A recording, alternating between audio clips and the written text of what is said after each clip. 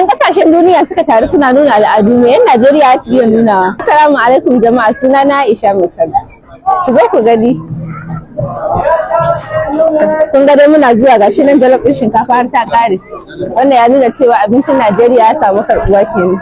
Wannan miyar egusi ga doya a kuma hotunan al'adu.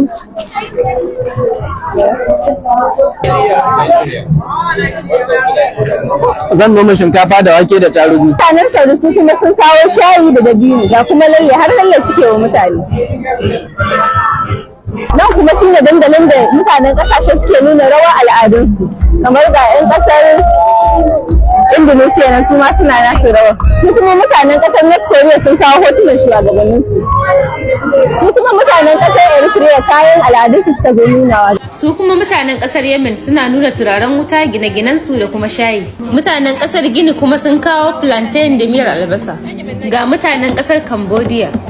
'Yan kasar Mongolia sun zo su nuna irin jaruman da suka yi a tarihin kasar su. Ga rawar 'yan matan Mongolia, ga wani ɗan Najeriya can yana taya su.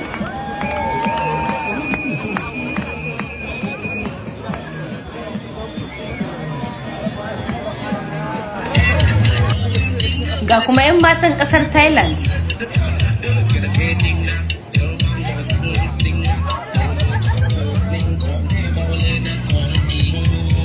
Ga kuma mazan kasar Pakistan na gwangwajewa tare da wani tsohon ɗan Najeriya.